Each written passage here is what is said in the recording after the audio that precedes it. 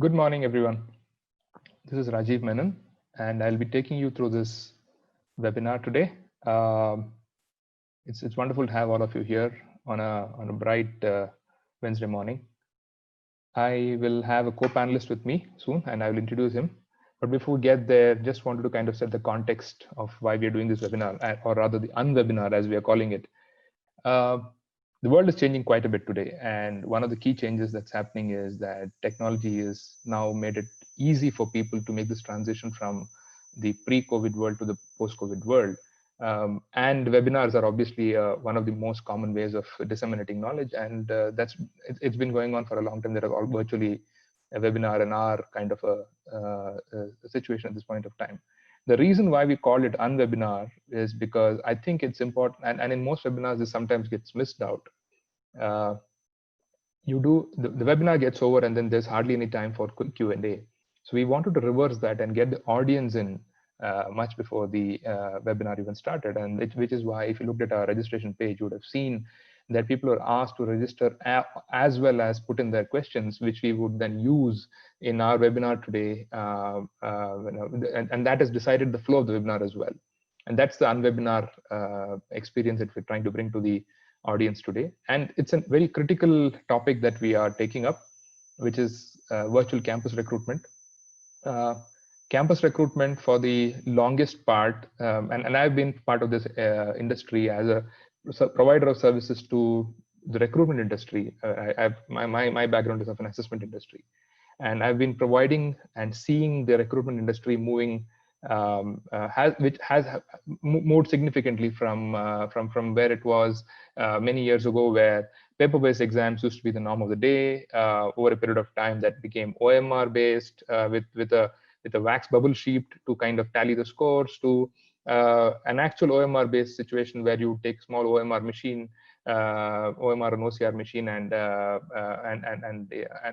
scan it to get your scores, to the absolute norm today of computer-based examinations, where you call all the candidates to a computer lab or a test center, and there's a bunch of proctors that probably go around trying to ensure that the exam is being done in a fair manner. And then there's a bunch of stuff that happens on campus. Over the last couple of years, there's also been a good movement towards moving some of these things completely virtual, and we'll go to the details of why we think virtual is not just a solution for the post-COVID world, but also a long-standing solution which can impact your business outcomes heavily. And this webinar will follow that theme as we go along, right? I'd like to introduce my co-panelist here, Vikas Dua. Vikas, if I continue to speak about Vikas, probably take good chunk of my time now. So I'd kind of break it up into something that he has sent me as his introduction.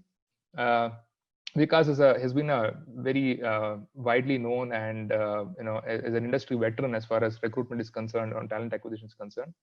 He's got a multi-industry exposure. Vikas has worked both with startups, even at times, in earlier times when it was not considered cool to be part of startups, etc., as well as with very large diversified organizations like Wipro, Concentrix, and StarTech Aegis, all of which did very, very high volume of recruitment on campuses, and therefore he is in a sense the SME to be on the show today, right?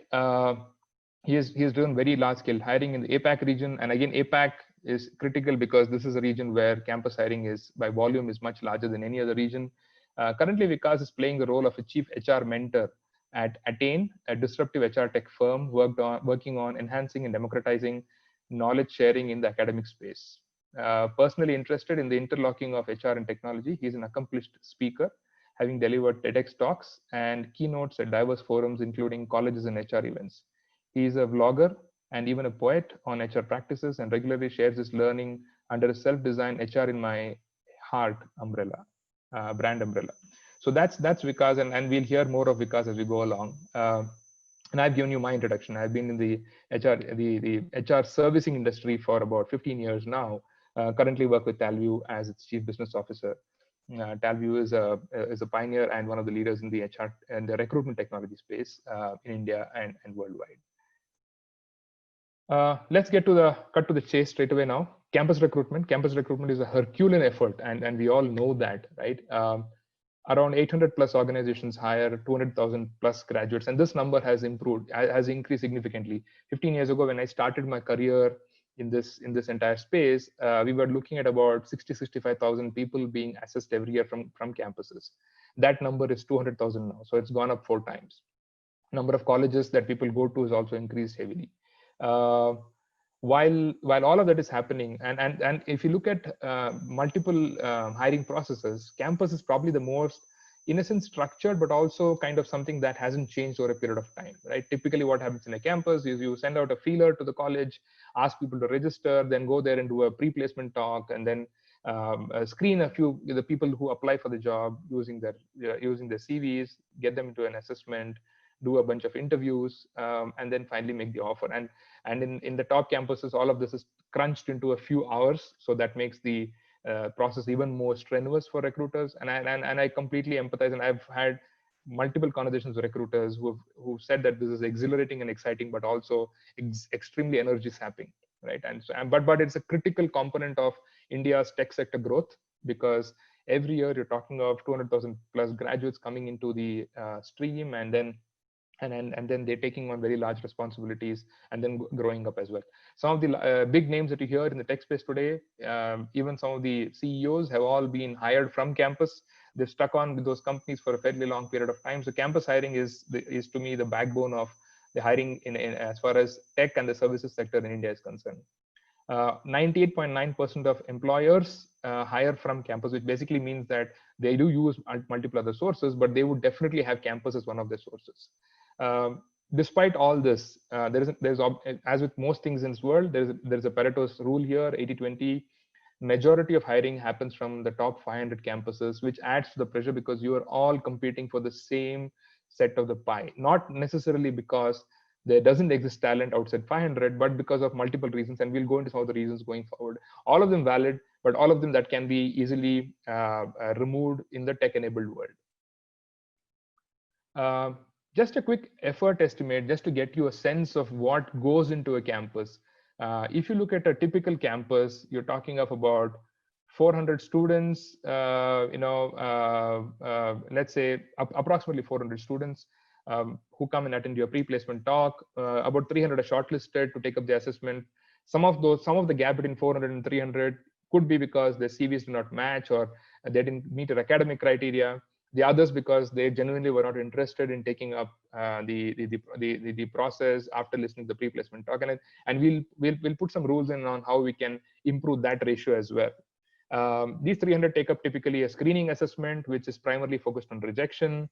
About 70 of them make the cut, and they are interviewed, typically 8 to 10 interviews per panel, and therefore there are about 7 panels and about 3 recruiters helping that at the entire process. We're talking, and at the end of it all, we make about 5 offers.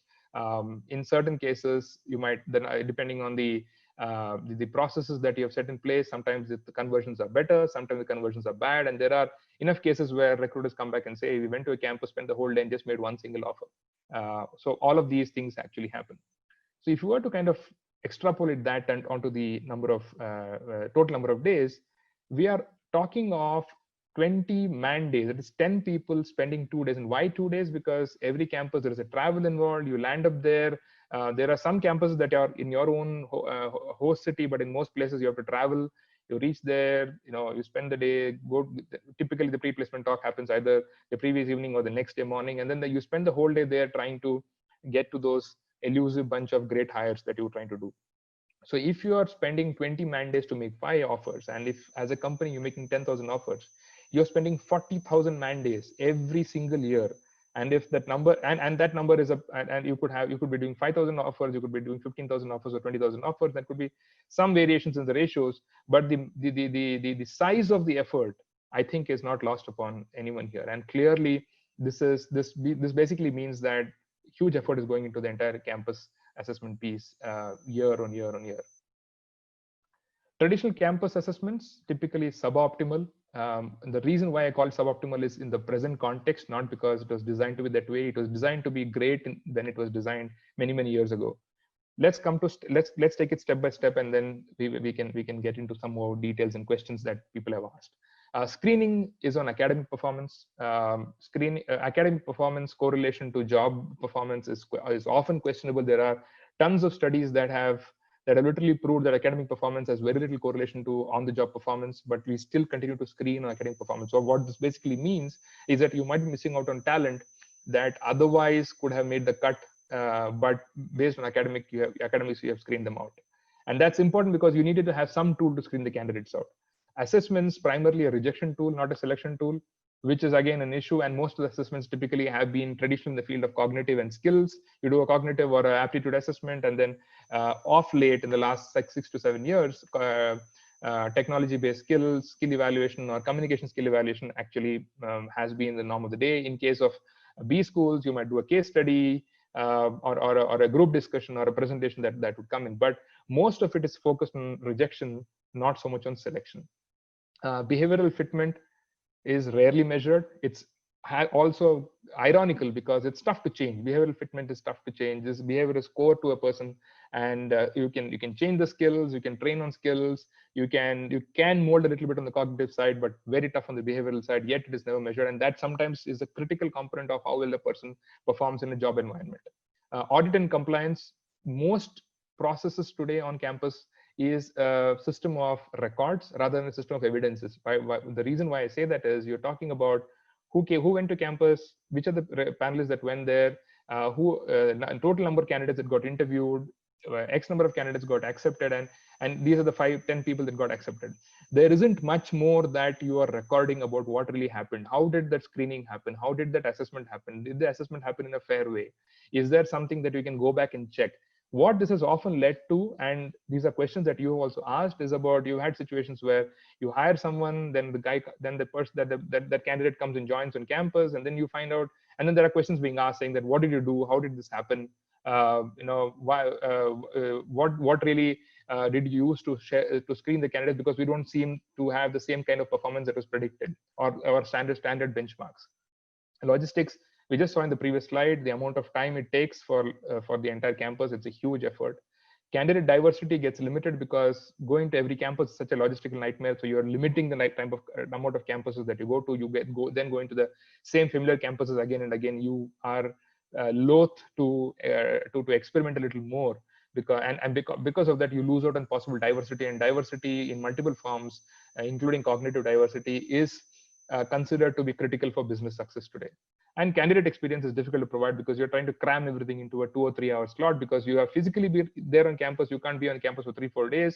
So you've got to finish everything in that 3 or 4 hour slot, sometimes forced by the campus, sometimes because you don't want to be spending too much time on one single campus. At the end of it, candidate experience suffers, right? Add to all this, and I'll probably end the introduction part here and we'll move to discussing the specifics, is the entire COVID-19 impact, right? Now, whatever we used to do, saying that, hey, let's not disrupt the boat, let's not rock the boat, let's continue to do physical campuses as much as possible, and so on and so forth, is not completely got disrupted, right? There is no way you can go to campuses now. There aren't students there. So what do we do there? So the forced change that we are now being forced to make. Now, there are people on the fence saying that, hey, we'll continue to do the old way. Let's see how technology evolves and all that stuff, are now forced to make the choice. And that forced choice doesn't necessarily have to be forced. It can be the way for the future, because there are significant benefits to be obtained by doing the entire recruitment process virtually. And not just in campus, but in recruitment as a whole, but specifically so in campus, because there is so much of manual effort involved in the entire campus process itself. The fast track adoption of virtual campus hiring seems to be the only way out, right? There are some green shoots that are coming. So in the last 2-3 years, you would have seen a lot of technology tools being experimented with, including virtual pre-placement talks for the initial part for attracting students, auto scheduling and calendar management for managing the schedules between candidates and interviewers, remote proctored assessments with the mobile first approach, video interviews, both one-way and two-way, simulation assessments, coding and case studies, offer management and student engagement on technology platforms, and virtual onboarding as well. So all of these are happening as you go along, but these are green shoots that has already been there, but all of this will get fast tracked in today's post-COVID world. To deconstruct that new campus recruitment approach, we've divided into 3 phases. Phase number 1 is candidate engagement and pre-evaluation. Second is evaluation and selection. And third is offer engagement and onboarding. All of these three things will go into we will go into a little detail based on the kind of questions that you've asked. To take on the first element, I would call Vikas because he's been at the forefront. He's been at the forefront as part of companies in getting company candidates into the stream, and so he has an absolute abundance of knowledge of this. So over to you, Vikas. Sure. Thank you so much, Rajiv, and pleasure being here on this platform. And thanks for your very flowery introduction. While I will not accept all of it, I will accept the fact that yes, I've worked very closely in the recruitment space and specifically with campuses. In fact, what has always excited me is that I've managed to make inroads not only from the technical training institutes like the Aptex and IITs in the good old days, to technical engineering colleges, to business schools, to premium business schools across the nation, the CA campus. So there is a lot of on-ground personal learning that I've had, which I'm looking forward to sharing with the group today. And when it comes to campus, I'm reminded of something that is known by the term Swayamvar. I don't know if many of the listeners are familiar with the term. I'm sure to some extent many of you would be, maybe Rajiv, you too. And in ancient India, it was this concept, just for the benefit of those who may not be aware. In ancient India, it was a concept where a lot of prospective suitors would be gathered into one large hall, and the prospective bride or the future bride would select her chosen spouse from amongst those suitors. We often say that recruitment is like a marriage or like organizing a wedding. So you have the resume or the Janam Patri or the horoscope being shared. You have a certain period of dating or evaluation. Then you have the engagement rings being shared. And eventually you have the wedding or the onboarding, as we call it in our world. If we carry the same analogy forward, Rajiv, really Swayamvar is the campus recruitment equivalent in the hiring world. And the challenge before TA folks is that you have a large number of students, very high quality, all of possibly a similar stature, who are all together in one venue, one location testing area. And within the limited hours that you have with you at your disposal and the panel that you have, you're supposed to select the best of the lot and help them get married to your organization. So that's where the dilemma starts. And it's been a traditional, long existing problem, which finally now I'm seeing a ray of hope in terms of getting solved. Luckily, there have been two major developments in my view, which have happened in the last few years. And one has been on the side of the corporates and the other on the side of the campuses. On the side of the corporates, we're very clear. It is the digital revolution which has happened, which is bringing high-end technology, cloud-based platforms available finally to the TA folks who've been struggling with their Excel and their manual trackers for God knows how many years. On the campus side, it is the fact that many campuses today are operating almost like professional corporates. They have a very strong training placement officer, or TPO, as we call him or her in the industry, placement community or Placecom.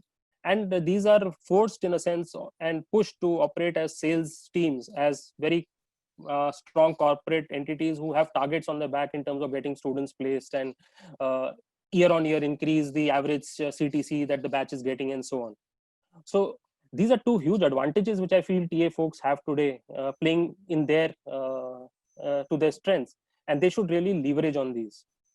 The starting point when it comes to candidate engagement really therefore becomes how strong your brand is. And for that, you really need to start with your own internal employee base first, creating that employee value proposition so that you have a very strong brand persona that you can extend into the external environment as well. Today, thanks to the social framework that we have in place, you really can't have two faces for an organization. It can't be one internal face and one external face, which is pushed towards the applicant candidates. So you've got to start really from solving your internal employee problems, making your environment a great place to work, and then making sure that that word of mouth and that whole effort towards brand building extends outside.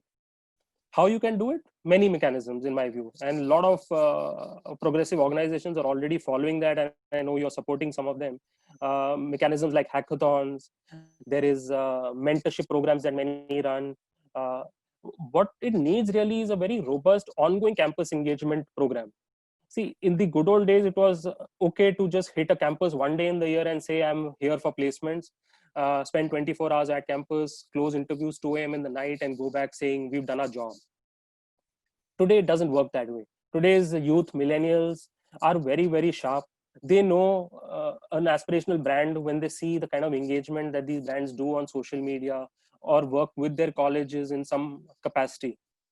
So it is important that TA folks somewhere, I feel, get integrated and work more closely with their internal marketing teams or the external corporate communications teams, and get a play in whatever communication is happening at an organizational level, to also play a huge constructive role towards creating the kind of image that will help them attract the right kind of talent. So no longer today can TA or HR sit outside of marketing and say that the campaign that the marketing team is running is purely for client or customer acquisition and not for talent acquisition.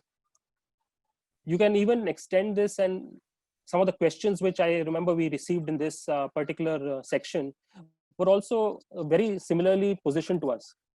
In fact, I was very impressed to see that TA folks are asking these kind of questions, which are about how do you then measure this brand engagement or brand value that you're creating, or the campus engagement that you're building with the community. Very simply, for the HR and the TA world, it's important to understand that it requires nothing more than what we call a classic HR or TA metrics. If you see your quality of hire scores improving, if you see your cost per hire falling, if you see your sourcing mix becoming more healthy in terms of more direct hiring and less, let's say, recruitment agency dependency, if you see your candidate experience or feedback scores coming in at a higher value or higher level, if you see your referral percentage increasing, then you're on the right track. Then your candidate engagement is, or brand positioning is on the right track. That's really the starting point for a great campus strategy. So to not take too much time on this, I would just say one thing, that as we go forward in this new technology enabled virtual campus recruitment program, a bigger part of TA leadership will need to focus more on this particular aspect at the top of the funnel, as we call it. Sure. Good. Those are some great insights, Vikas. And honestly, we've worked with a boutique consulting company that has been at the forefront of doing virtual campuses. They've done stuff like VR walkthroughs of an employee's day, a life in the day of an employee, virtual case study competitions, all of this much ahead of the campus hiring itself, virtual mentorships, for example. And all of this has led to a great amount of candidates coming and attending their PPTs, attending their interview process, and they've been able to virtually get the best of the class in. And this is not a very large company we're talking about. We're talking about a boutique consulting company, and they've really made advantage. They've seen a significant improvement in the kind of candidates that they've been able to get. So branding is a super critical element to get because it's like garbage in, garbage out, right? You need to be able to attract the best of the students in, and across a much varied bunch of campuses, to be able to have an effective campus hiring strategy and get the good talent coming in, right? So let's look at a little bit on the second module, which is on the evaluation selection. This is obviously at the core of the entire campus hiring process. This is the thing that kind of this is the cleaver that kind of moves the wheat from the chaff, or the good parts from the bad parts, right? Hiring accurately at source is critical. We all know that the opportunity cost of a bad hire is massive. You could have a situation where candidates come in and they become employees, go through your training processes, and then you find out that person is not meeting the benchmarks, or gets into a project and does something that virtually makes the project unviable, and the customer pulls out, and so on and so forth. The second thing that you need to consider is the oncoming gig train. Right? Training in the past, training was a huge luxury we had. But I'll say why. The reason why I call luxury is we know of organizations that spend 8 to 9 months training someone that they've hired from campus to be job ready. Right? At that point of time, there was a luxury. We had a cost arbitrage. There were people trying to work, establish entire long-term careers with you, and therefore it was good. It was okay investing 8-9 months of time in trying to scale them. Today, with the gig train coming in and people saying that, hey, I'm coming and joining your company, but I'm very clear that I'll be there only for a year or 2 years or whatever the short period of time is. You don't have the luxury of spending so much of time on training and fine tuning the candidate to a job environment. Traditionally, campus assessments have been on cognitive skills, primarily because there is a ton of research on that being a best predictor of job success, and therefore it is most commonly used. Some amount of skill base comes in because you're talking of, again, job readiness. You need to see if someone can come in and at least learn coding, or at least improve on the coding that he or she has learned. And English competency, because that's been the core of India's success, in the sense the ability to interact with the rest of the world, and English is a common language, and that becomes an important filter as well. But is this nearly enough in today's world? And I'll bring along 3 different elements that are critical for you for continued success. One, the most important change that we're seeing is remote working. It's a huge paradigm shift. You're talking of situations where you probably will hire someone from campus, will onboard them virtually, and that person has to work alone at his house for the duration of his tenure. You are not likely to get them into campus. TCS, for example, recently said that up to 85% of their employees are likely to be working from home on any given day. So which basically means that the luxury of getting all the candidates in onto a physical center, putting them in for months together, training them, all of that is gone. For a candidate also, it's a huge change, because you are used to working in a college where it's a physical environment, you have everything around you, you've been provided a lot of knowledge in a structured classroom environment. Moving all of that to an individual initiative-based process where you have to have the initiative to learn, you have to have the initiative to do the work-life balance, and work-life balance was easier earlier because work was in a different physical location and life was in a different physical. When I say life, home was in a different location. All of that is in one single location, so it's more difficult. It's difficult for experienced people like us. Just imagine how it will be for the youngsters coming out of college. And the second large element is learning. I think it's been established well beyond doubt that continuous learning is the only single skill that you need to really have, right? You need to be able to learn even as a CEO. So when that becomes a cornerstone of an employee's success, measuring that at campus becomes critical, because you need people who are tuned to learn well. And learning is not just attending 4 years of college. Learning is an attitude, it's an aptitude, and a behavioral trait as well. And evaluating that becomes critical. And the last part is the entire thing about culture, because as in the past, getting someone with an 80-20 or 19-20, as they call it in traditional Hindi, from a culture perspective, and then trying to mold that person as per the culture of the company is now not a luxury anymore. You don't have so much of time. You need to have people who are absolutely fitting like a dovetail into the slot that you've created for them. So you need to have someone with the exact match on culture as well. Now, this led us to some thinking, and we've created a bunch of assessments that we are launching in the next 2 weeks, right? We are looking at learnability index as a core of our assessment. And the good thing about the way we have developed, and this is based on a huge amount of research, there is a validated theoretical model which an eminent IO psychologist, Chris Kemako, has worked on, and we are working with him to build this entire assessment. The great thing about this is you don't have to disrupt the way you're doing assessments today. So which basically means you don't need a completely new question bank or any new set of questions to be created. You can use the traditional cognitive ability assessment itself. It works on the principle of actual work, where you give a feedback to a person on a job that has been delivered, and that person has to go back and make changes or improve. We are replicating that same scenario in an assessment basis with a couple of minor tweaks and a good algorithm that we built on our engine, which allows you to evaluate this and provide feedback upon a candidate's learning ability at that given point of time.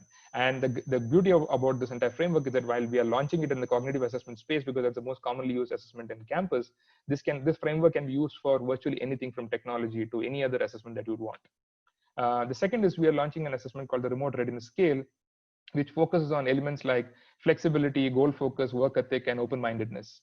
All of these are critical from a remote worker's perspective, and working remotely. If you are strong on all these elements, you are likely to succeed as a remote worker. And cultural fitment, psycholinguistics. So we've always had a tool that's based on video analytics that looks at that looks at behavioral evaluation and cultural fitment. So the interview that a candidate gives as part of a video interview is analyzed using algorithms, and we are able to create a behavioral profile of the candidate. So it's not a separate test. So the key point here is, while these are all new assessments, there isn't necessarily much you're adding to the existing assessment process. The cognitive assessment continues. There is a small addition of a remote readiness behavioral assessment and a cultural fitment, which anyway is part of the regular video interview itself. So these are three things that we're going to be launching, and while I can go on and on about it, we don't have enough time. The thing that I can promise you is that we will have a more detailed session on all these assessments in the next few days, and we'll reach out to you on that. The second element, and the assessment is first part. The second element is about the interviews itself, right? Most interviews today are like shooting in a kind of a blind room. Why? Because you get about 10 to 15 minutes time, which is a luxury in many cases. In most campuses, you're talking of 5 to 6 minutes time, to make that final decision about a candidate. This is the toll gate. This is the moment of truth as far as the entire hiring process is concerned. And there is enough evidence to show that many hires are made on gut feel, and gut feel of a candidate is right, as you would see in any probability theory, about 50% of the time. If there is no structured interview process, if there is no insight-based interview process, it is unlikely that a 10-minute interaction can give you enough insights to make the decision. Which is why the movement from a rejection to a selection-based assessment process is critical for video processes to be important. So we spoke about learnability index, we spoke about cultural fitment, we spoke about remote readiness, and any other behavioral insights that you require about the candidate being an important part of the interview process. So you complete the assessments, get the report, and use the report to the interview. The interviews will be much, much better. More importantly, coming straight back to the fact that we're doing it virtually gives you one other huge advantage. Interview is a skill. It's something that that doesn't come naturally to India. That is not easily trainable. It is a natural mix of art and science in a way. Great at being at a job doesn't necessarily mean that person can do a great interview, which is typically the way today interviews are done. Interviewers are selected saying that, hey, you're a great manager, you've done a great job, you're good at a job, so can you do an interview? And then the person gets drafted into the interview process. And when that person gets only 10 minutes of time to make a call about a person, then either you take the safest call, which is typically saying that, hey, this guy has scored very well, his academics are great, he's got a high score in a cognitive assessment, and therefore let me just make the hire. Or it's the general gut feel that we're talking about, saying that, hey, I like the overall presentation by the candidate, I understand what he's saying, and then make the call, which is not great. So by doing virtual interviews, you can restrict the interviewing team to a small number. Why is that? Because in the past, when you're doing physical interviews on campus, as I spoke earlier, you're spending 2 days of time to hire 5 people. So there are, let's say, 10 interviewers that go to the campus. You can't ask those interviews to be available all the time, because they are also part of a business team, right? So, but by doing a virtual interview and scheduling it, let's say in the evenings, every evening, everyone gets to do 5 interviews in about a couple of hours without the loss of resources in traveling and logistics. You could have the entire interview done by a bunch of great interview panelists, and that is what the greatness of the doing the remote interview is. More importantly, interviews can be one way, two way. There is a lot of analytics that you can get from an interview, and there is so much more that you can do to make the process much more robust and transparent. Here are some of the questions that you asked. Interview tools need candidates to access desktop and high bandwidth. Many candidates don't have it. This is not necessarily a problem that people face today because of decent availability of data on mobile phones. As long as you're able to, mobile phones is from an infrastructure perspective is available with pretty much everyone. People are used to streaming high definition videos. So this is virtually not existent today. And we have tried our technology in tier 2, tier 3 cities, and we've had great success with doing interviews. New hires often need to unlearn and learn. We spoke about it from the learnability assessment perspective.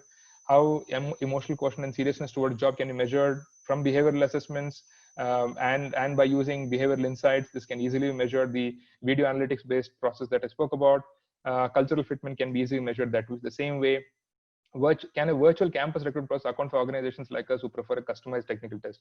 Absolutely. In fact, it helps organizations like you much more than other organizations, because you can virtually personalize that entire assessment for a particular candidate. And because technology allows you to do so, you can have your preferred customized, completely customized technical test delivered to that one particular candidate. We use Zoom and Skype for campus automation and anything else. Zoom and Skype are great video interaction tools. They are not video interview tools. Why? Because video interviews are about a sanctified part of the recruitment process, which needs to be audited, which needs to be stored, and which needs to sync very well with your HRMS tools, with your ATS tools, and so on and so forth. without all of that being there, independently using Skype or Zoom really is not necessarily making this a great video interview. It's a video interaction. For example, 3 months down the line, you need to play the video to someone else to figure out why someone got hired. It will be very difficult to go and search in your Zoom or Skype. Whereas in an HRMS integrated interview tool, it is attached to the profile of the candidate itself. And that becomes so much more easier for you to search and play and find out why someone got hired. So the flexibility that it brings from having a exact 2 hour slot for an assessment to maybe a 2-day window for an assessment. Candidates can take it at a time of a choice within those 2 days. There is enough sanctity in the process because there is automated proctoring tools and to ensure that even if a candidate takes it from the comfort of his or her home or his or her dorm, the entire process is sanctified. Second is reduced time to hire because you're not spending time on logistics. There are far more insights about candidates. You can spread the wings much more. You don't have to be restricted to just the 400 or 500 campuses. You can virtually open it out to everyone. And overall, a great stakeholder experience. Just imagine how refreshing it would be for an interviewer not to go through the rigmarole of all the travel and go crisscrossing across cities. Instead, just go back, finish his work on a daily, and in the evening spend maybe a couple of hours doing interviews for the day. You could virtually ask an interviewer to spend 2 hours every day for 3 months and have a great interviewing experience for the interviewer, and also ensure that these are the selected bunch of absolutely brilliant interviewers and not necessarily everyone that you are pushing into the interview process. So this is about the assessment and the interview module. Let's go into module 3. Module 3 is about offer and onboarding. I'll again request Vikas, because again, this is on that part of the border where he's had great experience. Over to you, Vikas.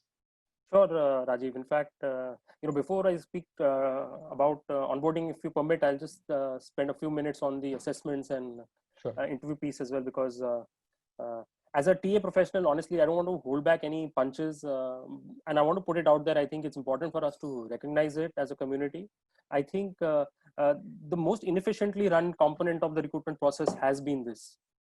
And we for too long adopted a one-size-fits-all approach as far as assessments go. If you go to a campus, it's typically 3 or 4 rounds, which irrespective of whether the candidate is applying for an HR role, a pre-sales role, a marketing role, a role in business development, will undergo the same selection tests in the traditional environment. If you look at interviewing, like you rightly pointed out, it has almost been just like in the earlier days, trades used to flow from father to son. It's the recruitment manager who handholds his or her team member, who then trains the next one, who joins the organization, and so on. And we know that interviewing, again, like you rightly pointed out, is an art and a skill that can be developed with the right amount of coaching. And honestly, we have not done enough in that space. We've often even compounded the problem by including people as panelists just because they were available and sent them to do interviews. I've seen that firsthand. I've been guilty of it. And I think it's high time that we correct it. So it's really amazing to see the kind of transformation that has happened both on the interviewing side as well as assessment side as far as technology available to TA goes today. And from the traditional days of just having your typical analytical, logical, reasoning, mathematical ability test, I think we've gone way beyond to even look at behavioral aspects, like you rightly pointed out. So really exciting time for anyone who is looking for quality hires for their organization. On onboarding, again, a very critical aspect for many organizations. In a lot of ways, the COVID experience has shown many of us that remote onboarding is possible. Short of using a drone to drop a laptop into the new joinee's hands, I think TA folks have managed to do a lot of this remotely already. The challenge I've learned from my industry colleagues is that what they're currently using is obviously a piecemeal approach of whatever tools and methods they have available as of now, which in the long run is not obviously beneficial. When you look at onboarding, very clearly in my mind, it is a very, very critical aspect that plays a huge role. In fact, a lot of studies have shown that candidates who are attrited in the first 6 months, at least 40% of them cite a poor onboarding experience as a reason. So that can be a huge point to address to control any leakage of good talent for an organization. The pillars within organization onboarding, as we all know, are very straightforward. There is that whole transactional documentation element to it, which is the most painful part of the onboarding process, but needs to be done. There is that entire knowledge transfer element where employee needs to know about the new organization. There is that introduction angle where the new hire should be introduced to his or her leaders, stakeholders, team members, and again, coupled with this, and at the base, most critical possibly is ensuring that the experience for the candidate is superlative. Now, thanks again to technology platforms, which kind of stitch this end to end right from the time the candidate is sourced to the time when the candidate's details are fed into the internal HR management system. You can control each of these transactional activities of onboarding very, very seamlessly. And we've done that in the past. The biggest pain has been for some of us is coordinating simple transactions, such as ensuring that a cab landed up at the railway station or the airport when the new hire came in from his or her B school, and took him to the right guest house where the company was putting him up. Again, these are simple tasks which today are available at a click of a button. The only thing that anyone needs to do is adopt these technologies, get a little familiar with them. My own experiences, they're as simple as ordering a burger on a Swiggy or some such transaction. So it's high time that TA folks get comfortable with using and taking advantage, I would say, because eventually if they are able to do some of this and hand it off to technology, that's only going to free them up in doing more value additive tasks, like building that connect with the candidate across the screen sitting in his or her hometown. Yeah. So I think, because one of the things that I think I would want to add here is that technology allows you to provide a greatly personalized experience. Correct. Right? Now, as opposed to getting 30 people in a bunch doing an onboarding together. So there is camaraderie and all of that getting done, but it's not personalized. So you will have high performers, you have average performers in the same group, and you'll end up giving a lot of relevance to, let's say, the high performers. It is natural. But in this case, you could give a completely personalized onboarding experience, a completely personalized induction experience. And technology platforms allows you to personalize that to end to end. And more importantly, all of this is now again getting connected back to your core HRMS. Yeah. So you have virtually everything that has happened to a candidate that you saw the first time. You spoke about the Swayamvar. From the first meeting that you met the prospective bride for, or the bridegroom for, till the time that marriage is solemnized and even beyond, every single transaction is available for you to relook at, audit, and see if anything has to be changed. For example, you found out during the interview that there is a particular thing that the person likes. Right? Let's say the onboarding manager sees that video, and in that video understands that this candidate likes a particular thing. It could be anything virtually, or learning in a particular way, or likes some particular adventure, for example. And those can be a part of the entire onboarding itself. You could just say that, hey, if you complete this successfully, or even part of an incentive process, that you've done a great job, 6 months, you've done a wonderful job. Here's an incentive for you to do skydiving because we believe that you love adventures. Lovely. Yeah. Right? That is impossible in a disjointed process. Here, with so much of evidence-based process that you're putting in, I think that becomes critical as well.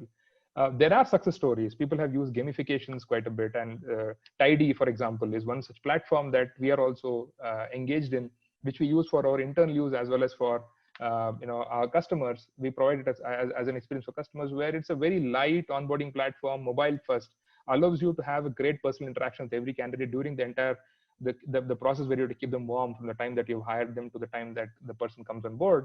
There's a lot of gamification that happens. There is a leaderboards that you can design, VR, AR experiences. So I want to know, I'm being hired as a software developer. What is my life going to be?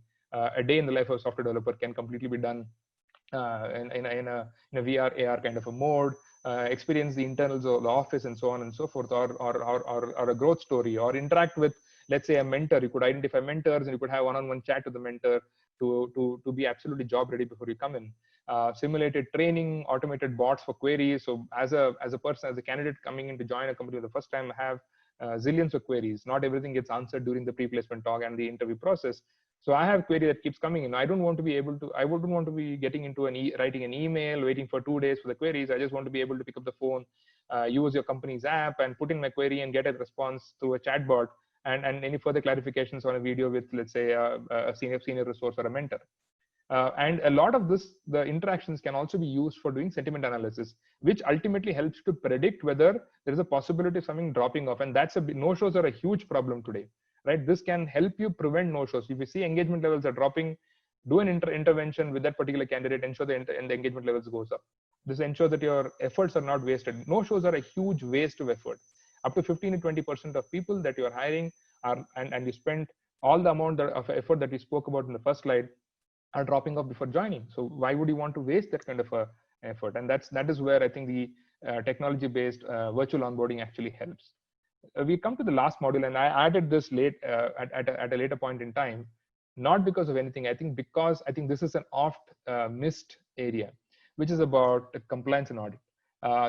As I spoke about, one of the things that you would see in a campus hiring that's different from, let's say, a lateral or an in-market hiring, is the fact that campus hiring is a system of records. There is hardly any evidence that is available there, primarily because time and cost involved, very high volumes. So obviously you can't ensure that everything is recorded or evidenced or whatever it is in the traditional process. Technology makes it possible, and we'll go into that soon. Aggressive timelines. You're working in a campus, physical campus. When you go into physical campus, you're talking of doing everything in 3 hours or 4 hours. You can't record so much stuff. You can't record so many evidences. But in a virtual campus, that paradigm itself can shift. You don't have to do a 3-hour campus anymore. You can do a 3-day campus, and you will not have much of an issue. And there are customers of ours who actually done that. The campus hiring lasts 3 days. Candidates are sent, and they do a virtual presentation. Candidates take up the assessment virtually at the comfort of the home within a particular window. Automatically interviews are scheduled. The interviews are recorded, and the entire process is completely evidenced. There is a policy that you typically fall back on to justify the lack of audit, which is the unlikely to cheat. These are candidates, college students. Why would they cheat? And even if they do a little bit, we can still mold them, and so on and so forth. I don't think this is a logic that will stand the test of weather, because any such thing can be seen very badly, both by the candidate community, or if someone like that were to enter your system and create a problem in a project, it can have huge ramifications. Online and remote hiring is very vulnerable. Is a word that I keep saying, that when I'm physically on campus, if people can cheat, how is it more secure when I do online? The answer to that is that the tools today actually provide far more secure ways of monitoring the process. For example, our cognitive remote proctoring, an assessment that is taken virtually by the candidate anywhere, can be monitored far better than a human supervisor could ever do. From ensuring that the candidate doesn't go out of the test screen, doesn't move his head outside, or his or her head outside of the window, does not take assistance from someone else in the room, prompting them, etc. All of these can be easily managed and handled, and automated remote proctoring is something that is bread and butter now for most assessment providers. So as I said, video proctoring, video interviews, easy access, deep analytics of the entire process itself. All of this makes this a compliance friendly. Virtual recruitment is far more compliance friendly than the traditional recruitment. And there are success stories. A very large multinational company, customer of ours, reduced compliance-based exits from about 1.8% to 0 in just one single quarter of implementing our entire virtual solution. And this is not campus. This is regular lateral hiring. But the fact is that they used to have about 1.8% of people that they had to let go because they found out something amiss from the hiring process, which then they found out later, had to spend time and effort in investigating, etc. But by having everything on video, having a video proctored, video assessment, video interviews, and all the analytics available for doing that, it set a huge deterrence. So much so that their compliance-based exits came down to 0, and that's a huge win for them. Right? In fact, Rajiv, just like to share an anecdote here. In fact, the pillar is much more critical than some of us tend to believe. I mean, in the IT space, in fact, we have always been plagued by the fake offers problem, which has been presented across the nation. And I can recall one episode from earlier days, in the pre-technology days, where one of the trainees was flagged in the training batch by the trainer as to not being of the right skill or the right quality benchmark. And when we did a deep dive, all the papers were in order, all the offers, all the assessments, everything seemed to be above board. And when we spoke to the recruiter, without telling him more details about the particular candidate, he pointed out that it was a female candidate that he had actually interviewed and selected as per his memory. That's the best he could recall from that particular campus. And what we had sitting in the batch was actually a male candidate. So the lack of evidence has really hit us badly in the past, and it's so thrilling to see that now we have the checks and balances to stop these kind of things happening. Absolutely, absolutely. And I think that, and it's normal human behavior, right? And it's not that everyone is a cheat, but then the stakes are so high. You're talking of 1.5 million students vying for 200,000 jobs Correct. every year. You are bound to have situations where someone's trying to do a little bit of sleight of hand to get in. Correct. And that is unacceptable. That's complete violation of ethics and integrity, and you cannot have that happening on your sourcing and recruitment process. And the implications, in fact, as because most cases you are product or a service provider supplying other global customers in today's scenario, and the impact on your reputation, your brand, or impact on the end customers offering can be just damaging beyond thought. Absolutely. So here are some of the questions that were asked, right? How to evaluate integrity in candidates. Again, so here is one submission I can make. To measure integrity using a tool is super difficult. But there are ways to ensure reliably, to some extent, integrity of candidates. There are behavioral assessments that you could use. You could use the fact that the entire assessment process was done, in a cheat-free way, because there is evidence available as a way of saying that this candidate is likely to have decent integrity. We hire in large numbers. How to prevent fraud? Very clearly, use of technology. There are no other ways to prevent fraud in campus hiring. To have evidence-based hiring rather than record-based hiring, that's the only way you can do this. After make Aadhaar compulsory in the beginning, absolutely. Get it uploaded, those kind of transactions. Yeah. And of course, the video trail is anyway there now. Through and through. Absolutely. Yeah. And in the video proctoring that we have, there is a process where you upload a card it's a photo identity card, and that face is matched against the candidate who's taking the assessment. And point number 3 is exactly what you said, Vikas. You offered a candidate, someone else comes and joins. How do you prevent that? If you have the evidence of what really happened on campus and who the candidate actually is, you can match that candidate against the employee that's coming and joining you, especially in a virtual onboarding situation. You need to be absolutely sure. And I think this becomes is super imperative that you have to adopt evidence-based hiring as the only way, not record-based hiring. The fourth question is again very similar. I think the third, fourth, and fifth are all questions on compliance and integrity, which can easily be handled with a video evidence process. In fact, without that process, recruiters are often put into a lot of hot water, right? Unnecessarily. It's not that the recruiters actually did something wrong, but because they didn't have the tools to showcase it back to the business managers or the compliance guys later on saying how a particular offer was made, they are often in soup, and then they get grilled, and we hear all kinds of situations that keep coming out. So today, with all these tools available, it makes it super easy for recruiters to do that. We also got a bunch of generic questions, and we'll probably end with just 1 or 2 of these, and we'll just take it. Are there any key customers who you can highlight who have been recruiting virtually now in the past 3 months? The answer has been, and how has the ramp been?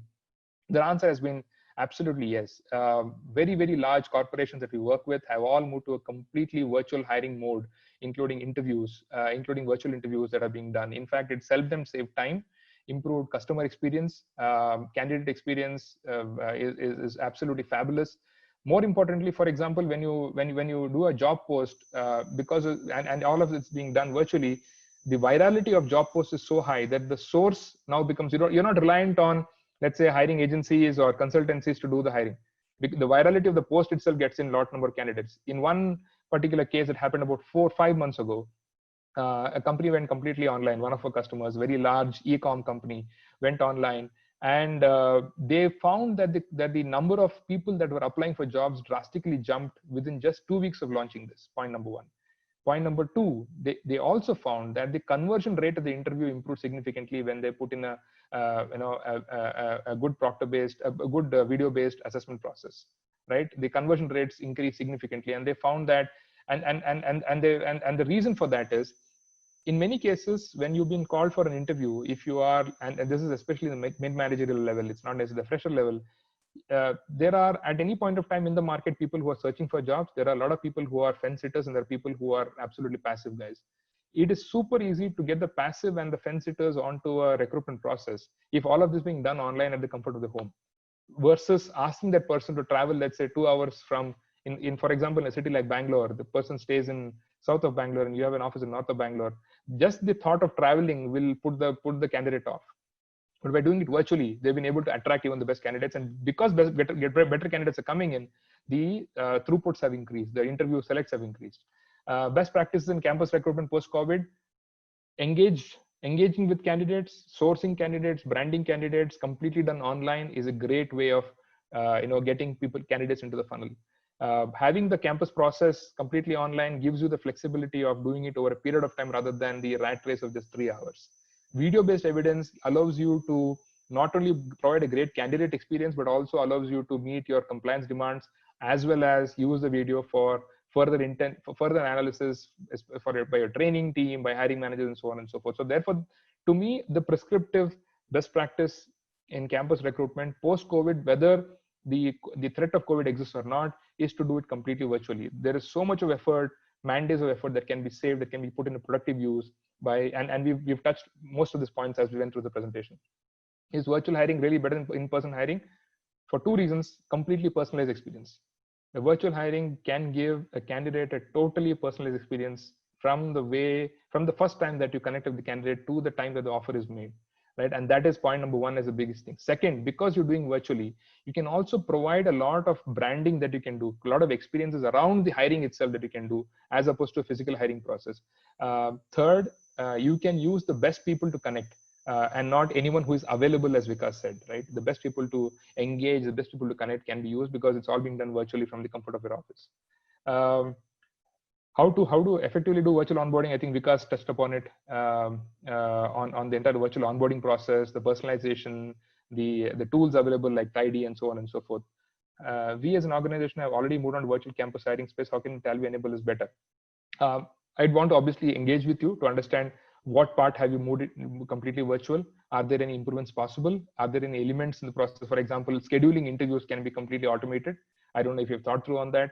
I don't know if you have explored whether video interviews, the video of the candidate itself can be assigned to video analytics, and there are a deeper insight that can come out of the interview than just a recruiter's feedback or a hiring manager's feedback.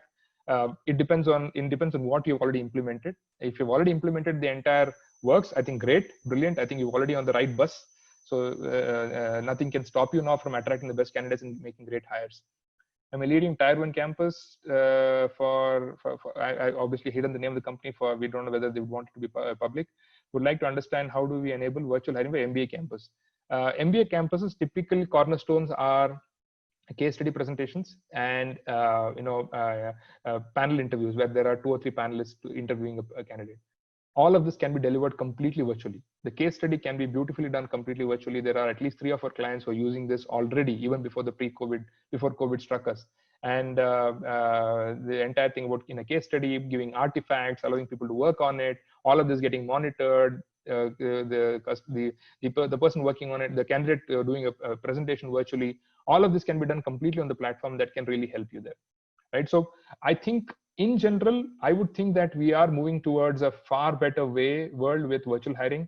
I would call it intelligent hiring. I would call it insta hiring, with various components like virtual pre-onboarding, pre-interview, pre-assessments, automated interviews, shortlisting of candidates can be completely virtually done. Scheduling interviews can be done automated and virtually, and the best candidate selected, and onboarding can be done. So if you really look at it, you can complete, while you are spending just 4 hours, it can actually be productive 4 hours. In a physical campus, these 4 hours would spread over 2 calendar days. In a virtual campus, these 4 hours can be 4 hours. So imagine the amount of saving that you actually are able to do. Right? Vikas, any final thoughts before we kind of close, or ask, or keep it open for questions? I think we virtually run out of time, and yeah. So just I'll just add a little bit for the audience since they are spending some time with us. So to be honest, Ari, I'll miss a few things about traditional campus. For example, if one was traveling to Amritsar for a campus, one would take out some time and go and see the Golden Temple. If one was going to Shillong, one might stop in Guwahati and visit the Kamakhya Temple. But having said that, I think the benefits far outweigh any advantages that I have seen in the past 15 years in campus. And today, the 3S solution for campus, which is you have the benefit of standardization, you have the benefit of scale, and you have the benefit of speed. Three things that no TA leader can hope to or think of ignoring anymore in the competitive times we are in. Correct. Great. I think those are great closing comments, Vikas. And I think very clearly, virtual campus is here to stay. It allows you to do far more with the campus hiring process in attracting the best talent and selecting the best talent and providing evidence of the entire process itself. It's time to actually rejig the entire selection process itself in terms of new assessments, focus on things like learnability, cultural fitment, remote readiness, etc. And doing campus virtually also allows you to improve the entire diversity itself. You don't have to, you're not restricted to 500 campuses anymore. You can virtually open it up to the entire 1.5 million people that graduate out of Indian campuses every year. Right. And then, my prediction is that in a year or 2 years time, this entire notion of going to specific campuses as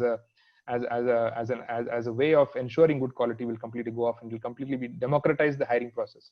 It will lead to Uberization of the entire hiring process by opening up the boundaries of who can apply for a job and who can't. In fact, the better campuses, Rajiv, sorry to interject, sure, are actually already training their students on becoming more comfortable with these platforms. And, typically the better business schools, the top tier engineering colleges are the ones which are leading this change. Absolutely. So you might have the customer who's more educated than the companies in a short span of time. Correct. Great. So thank you, Vikas. We will literally run out of time. And I think the reason why we did the unwebinar is to get your questions upfront, which is why I think we've answered many more questions than we would have done in a typical webinar, with just 5 minutes to go at the end.